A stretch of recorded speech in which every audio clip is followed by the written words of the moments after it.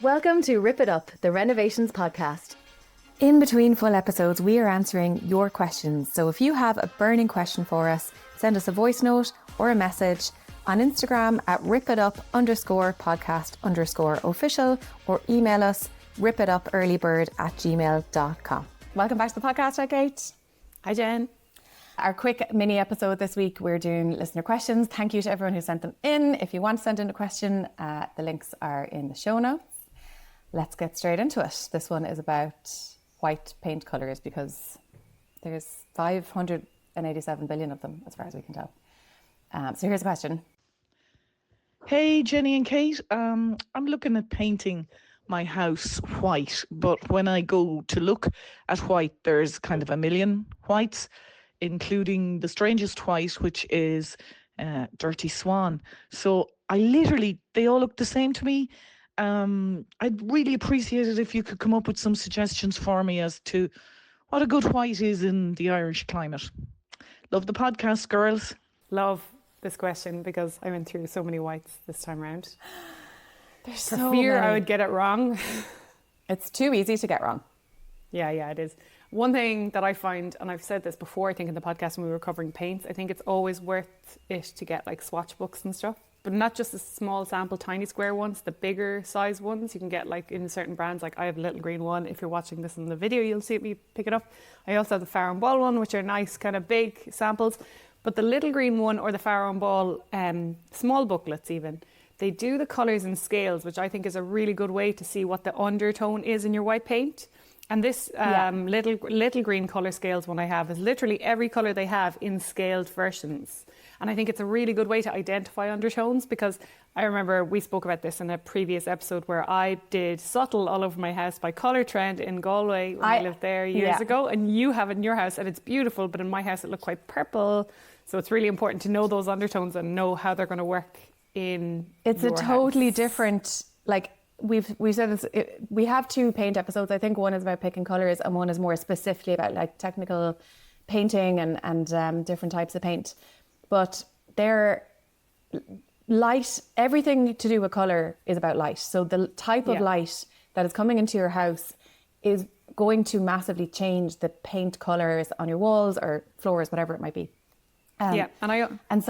Subtle in my house looks totally different to subtle in your house because of the surrounding colours, because of the direction of light that's coming in, because of whether there is like morning light, west light, etc., because of whatever is being reflected around it. So it is, no matter what you pick, it is so vitally important to get a big swatch. And we always say like if you can, like an A3 sheet of paper, I would say at the smallest, and paint that in the colour, one or two coats, and hang that in the room at different times of the day.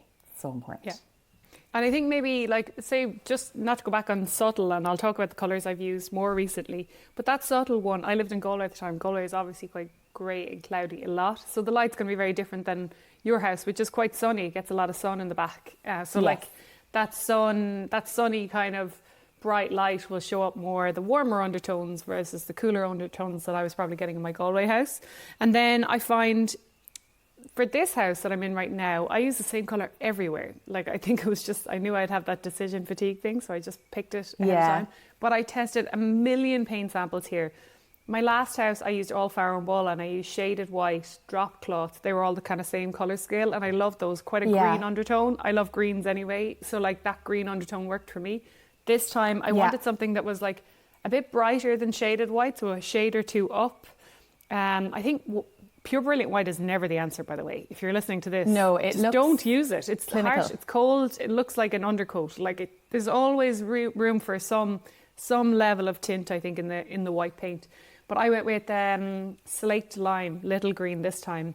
The reason I used it is because a lot of the paints that I was trying that I loved before were showing up really yellow in all the south-facing light I had. So I went with Slaked Lime Mid.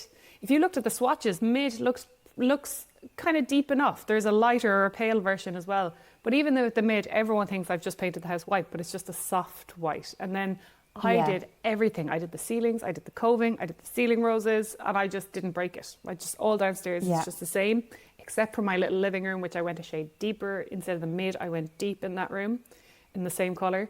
And but it's completely kind of enclosed in a separate space. But I did the ceilings the same, I did the woodwork the same, I did the doors the same, and I just think it gives a lovely kind of continuity. So I think don't be afraid to go the shade deeper, because it won't show up. Like, I think the whitest, lightest shades will show up so brilliant white that they're harsher, I think.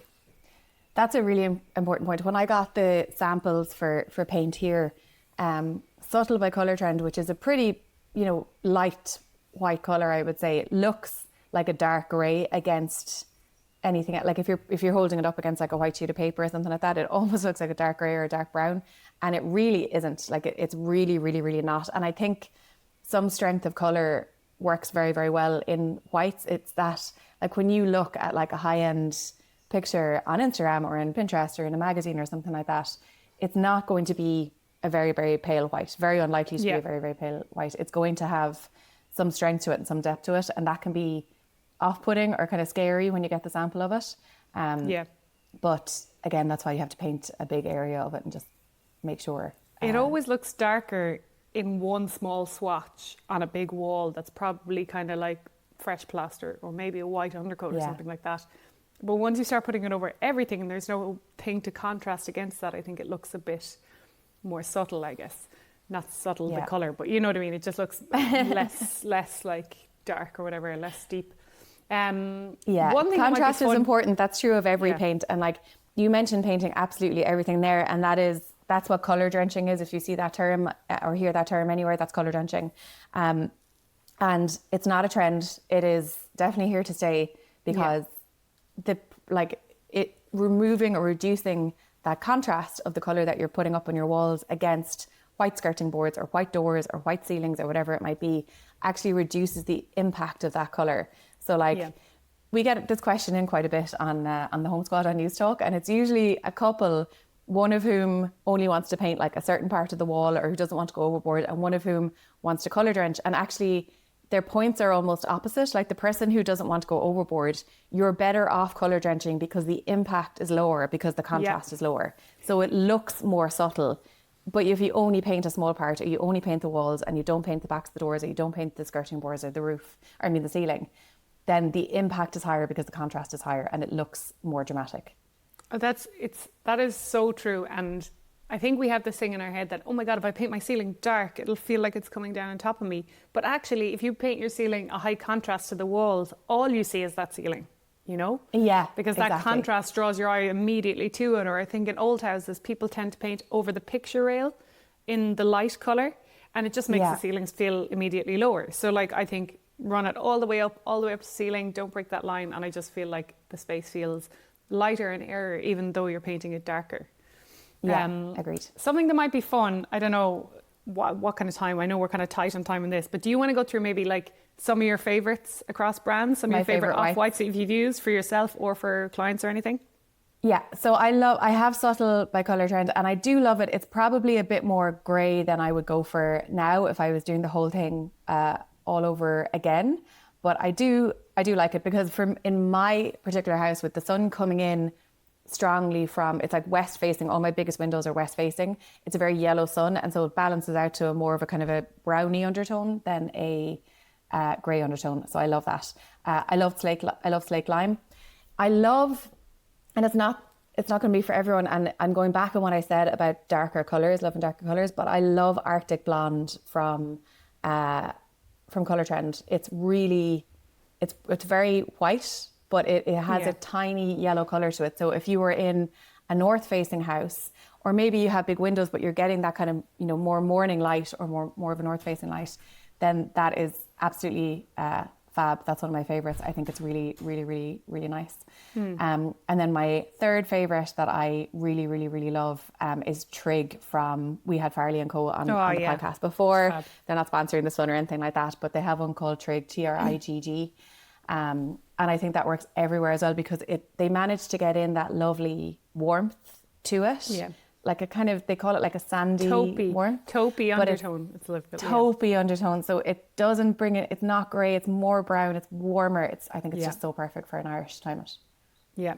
I agree with all of them, except Arctic Blonde, I do find a bit harsh, but in more contemporary environments, I totally get it. I've seen it in really contemporary, and I get that.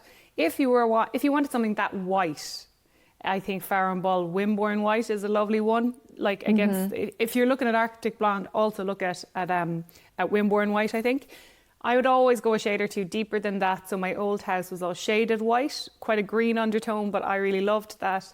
Another one in Farrow and Ball that I love as well is old white, especially if you have an old house, like the name suggests. It kind of works well in old houses. I had Schoolhouse white all over this house before we renovated, and it was a colour matched one, so it wasn't perfect. So the yellow came out a bit too much. But Schoolhouse white is a really nice kind of, almost like a white that's been there for years, just like an antiqued kind of white. Yeah. I think that's a really good one. And I tested all these in my house currently before I picked Slaked Lime, and they all just showed up a bit too yellow on mine. In Little Greene, I said I've gone Slaked Lime everywhere, mid and deep, and I actually went dark in our bedroom. It's not actually that dark, but you know, it's just a bit more enveloping in a bedroom. I like a kind of deeper shade in a bedroom. So Slaked Lime is a really good one if you have a lot of south-facing light and everything's showing up yellow, because it definitely has a taupey but slightly grey undertone maybe. Might be a bit too grey if you have a north-facing room or something. And then another one that I was really close on picking was Colourtrend Powdered Shell. It's really similar to Slaked Lime. I love that. Taupe undertones. It's not in the standard booklet. It's in the kind of swatch strips if you're in one of the shops that have the kind of the full catalogue there. So I think that one's really nice. So another one that's more taupe that has that. It's a really good colour to look for, because I think like there's a reason that kind of greige was popular for a while, because it is nice and there is some depth to that colour that's really, really nice. But I think the key in maintaining that without having a grey house is moving from grey undertones to taupe undertones. And that's just a great word, I think, to look for in a lovely, and it's a bit softer, white. Isn't it? It's a bit softer, and it's not as cold and warmer as that grey undertone that we're so used to seeing. One that a lot of people recommended to me when I was looking at whites as well is Soda Bread by Colourtrend. That's another nice kind of off-white that's nice and soft. I haven't used it, but I got the sample and it was lovely. It was one that I was close to getting. But they'd be a lot of the ones that I'd kind of reach for again and again. Schoolhouse white, maybe Shadow white, which is a shade deeper. Wimborne white for a real crisp white. And then the Slaked Limes that I use this time, I'm so happy with them, actually, the Slaked Limes. There is no yellowness. No matter what the weather, but it's still kind of soft enough that it's not harsh, you know. Now, one quick one before we wrap up, because there's loads there. Outdoor.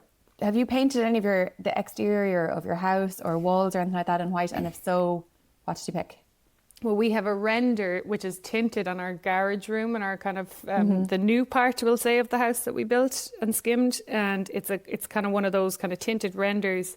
Can't remember the shade, but I will say it definitely shows up the cooler undertones outside, I think, than inside.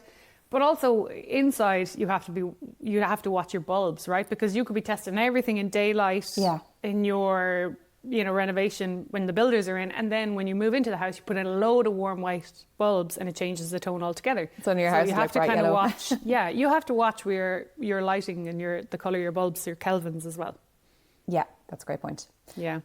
My outdoor, it's not much, but the front of my house and the back of my house is painted in designer white by Fleetwood. And I love that. I think it's really, really nice for an external paint. Yeah. It's you a can nice probably kind of crisp afford white, to go a shade deeper. Do you think you can afford to go a shade deeper outside? Because obviously there's more natural light. But I found on window frames, they don't show up as kind of dark maybe as the swatch looks like. Yeah. I don't know. Pretty much always, I prefer kind of darker frames than what the house is. So I like the house a little bit lighter than what I like the window frames in. Kind of just like dark frames. So can you afford to go darker? You can. It depends. It just always depends to me on what you're painting your frames in. Yeah. I just found when I painted my window frames off white in the front of the house, they look very stark white. I could have afforded to go a shade or two deeper, I think. But anyway, that's my favourites. And things to watch out for. Look for the undertones. Look at all the swatches. Test. And be careful with the light bulbs. Yeah. All right. Thanks for your questions. Okay, Get more into us. You can email us at ripitupearlybird@gmail.com, or you can send us a voice note on Instagram at ripitup_podcast_official. We'll pop that in the show. See you next week.